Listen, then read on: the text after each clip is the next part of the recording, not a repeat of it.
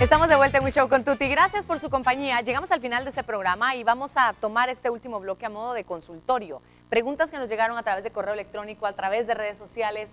Gracias a todas las personas que siempre están pendientes a nuestras redes, porque ahí vamos comentando qué programas estamos preparando para que usted participe, para que usted nos lance sus preguntas, nos dé sus sugerencias. Así que muchísimas gracias por hacerlo. Siguen con nosotros los especialistas, les agradezco mucho estar esta noche con nosotros.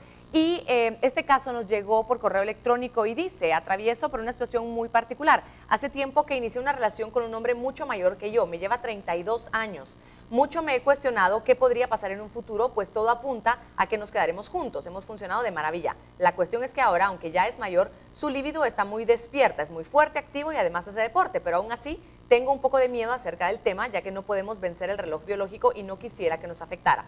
La pregunta sería: ¿existe algún parámetro para saber cuánto y cuándo le podría afectar la andropausia? ¿El urólogo podría orientarnos lo suficiente o tampoco sabrá decirnos con cierta precisión qué reacciones podríamos esperar y el tiempo estimado? No nos dice las edades, pero calculemos que tendrá unos 60 años, aproximadamente 50, 60, digamos. Ok. Bueno, realmente es muy común esta situación de tener parejas, paciente, una persona mayor, tener una pareja joven. Y esto se presenta muy frecuentemente y la principal molestia es el miedo a tener qué va a pasar en un futuro. ¿Va a fallar? ¿No nos va a responder bien? ¿O no va a responder bien en la relación de pareja? Y no existe como tal un parámetro. O sea, funcionalmente pueden haber pacientes que pueden llegar a tener 70, 80 años. De hecho, estadísticamente hay gente que a los 80 años perfectamente puede tener una o dos relaciones sexuales sin ningún problema. Dentro de las preguntas que nos llegaron, esta va en referencia a la menopausia y dice: ¿por qué nos volvemos irregulares en esta etapa? Bien, hay cambios hormonales importantes, la hormona folículo estimulante y el estrógeno. Resulta que los folículos que están dentro del ovario son los que van a producir la cantidad de estrógeno. Cuando el cuerpo está detectando una disminución de estrógeno debido a que empieza a disminuir la cantidad de folículos en el ovario, entonces el organismo lo que hace es mandar un mensaje con mayor nivel de hormona folículo estimulante para decirle al ovario que debe de responder como él quiere, porque el cuerpo sabe que todo está bien con tener niveles normales de estrógeno.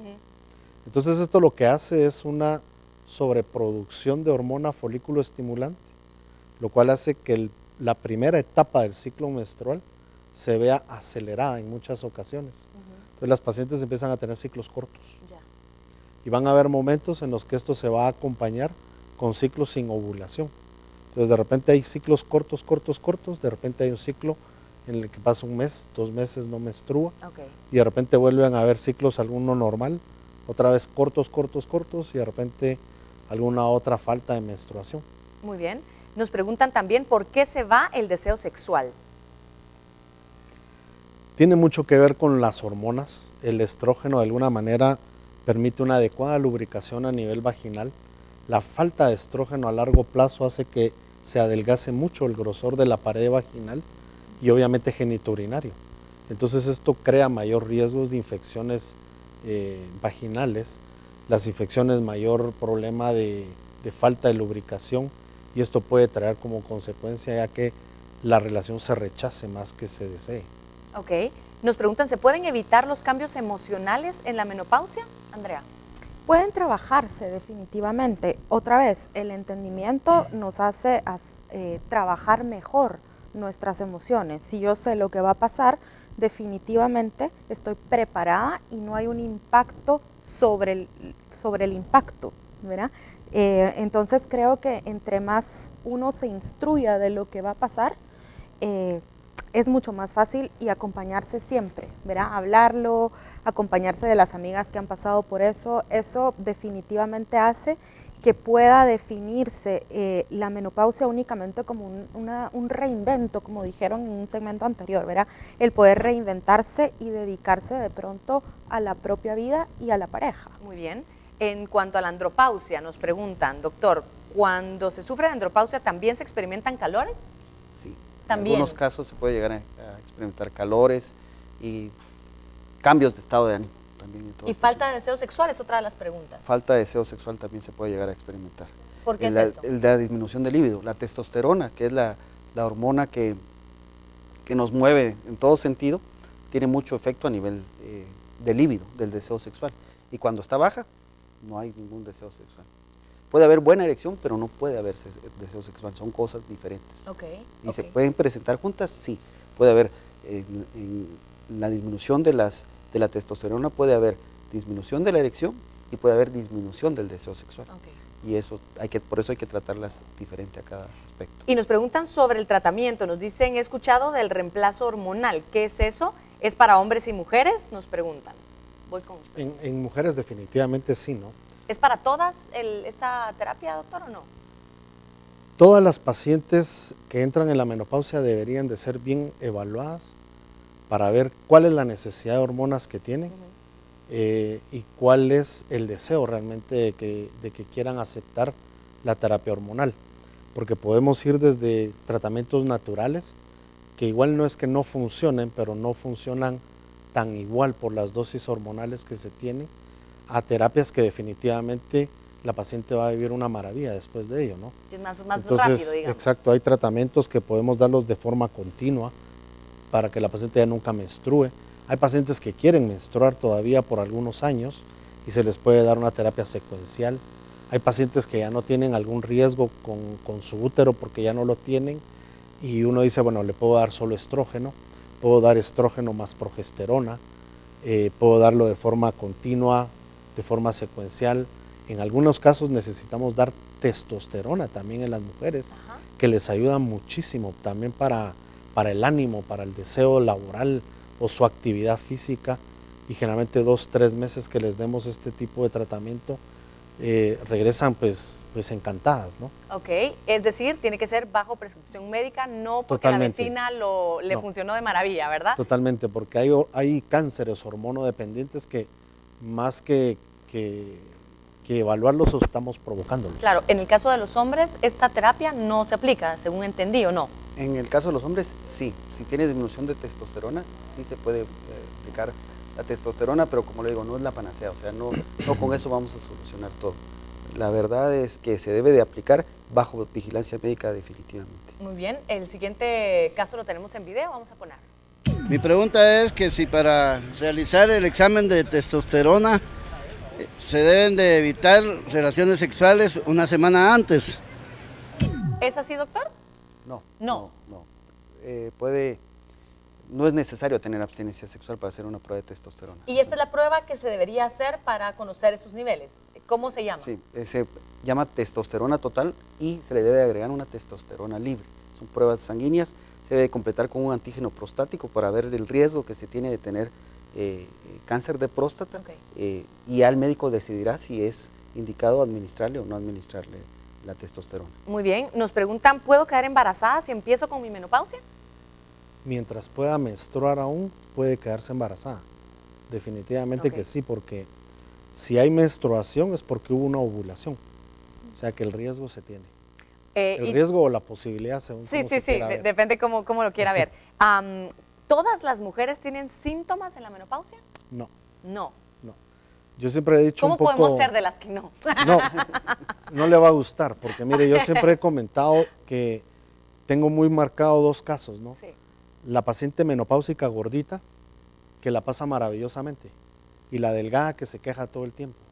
Lo que pasa es de que la grasa también convierte mucha cantidad de hormona a estrógeno. Y entonces eso le permite a ella pasar la etapa del climaterio más tranquilamente. Con menos fuerza, digamos. Pero no significa que el riesgo a largo plazo, desde el punto de vista cardiovascular y óseo, no lo tenga. Mientras que la delgada es la que más se queja, se trata inmediatamente y va a tener al final mayor protección, ¿no? Claro. Entonces que la cura no le va a ayudar porque tiene que engordarse. No se trata de eso. Y hay otra pregunta muy interesante, Andrea, y es alrededor de cómo podemos prepararnos antes de que lleguemos a la menopausia a nivel psicológico para poder enfrentarla de una forma adecuada. Primero están los cambios sociales que implica llegar a la menopausia, ¿verdad? Entonces, el poder tener definido, porque normalmente va acompañado del síndrome del nido vacío cuando los hijos se van, cambios laborales, etcétera. Entonces, el tener ya un plan de acción, ¿verdad?, para cuando la mujer llega a esta etapa, ¿verdad?, y decir, bueno, me voy a dedicar a un voluntariado, voy a seguir siendo activa en otros aspectos. Y otra vez, repito, cultivar otros aspectos, si se está en pareja, cultivar los otros aspectos de la pareja que no necesariamente tienen que ir acompañados de ese deseo sexual, precisamente por los problemas físicos que presenta la mujer en cuanto a dolor, dispaurenia, etcétera. Puede ser mucho más adecuado tener otras formas de intimidad. Vamos a ver una última pregunta antes de cerrar con este programa. Bueno, quisiera preguntarle al experto si el ejercicio y la alimentación son beneficiosos cuando uno está con los síntomas de la menopausia. Empiezo con usted, doctor. Sí, definitivamente que va a ayudar, ¿no? Porque el ejercicio va a liberar endorfinas y esto de alguna manera le va a dar a la persona mucha relajación. Ahora, eso es la parte emocional, ¿no?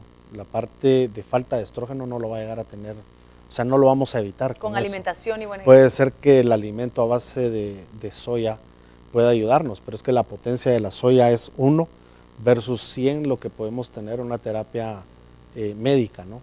Entonces, en una paciente que está alrededor de los 45 y empieza con algunos cambios, va a ayudarle muchísimo. Okay. Pero ya establecida la menopausia no es suficiente. Es mejor empezar desde antes, de alguna forma. Desde antes, por supuesto. En el caso de los hombres, ¿cómo es, doctor?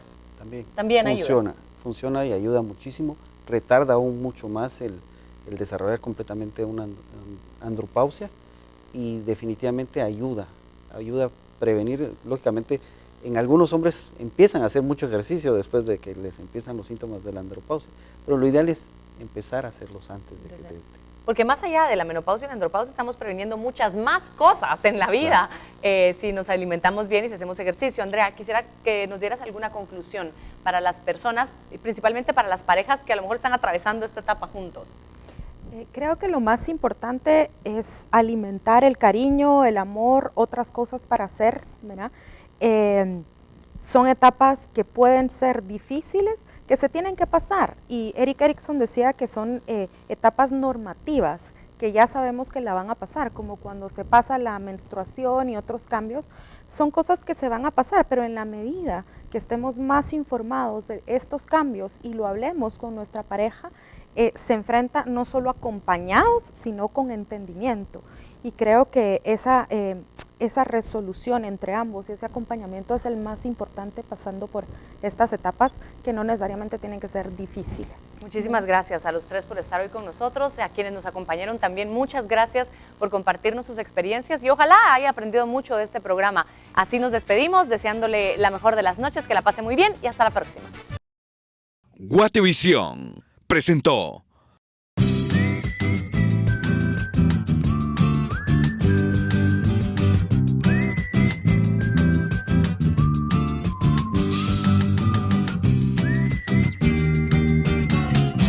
Guatevisión.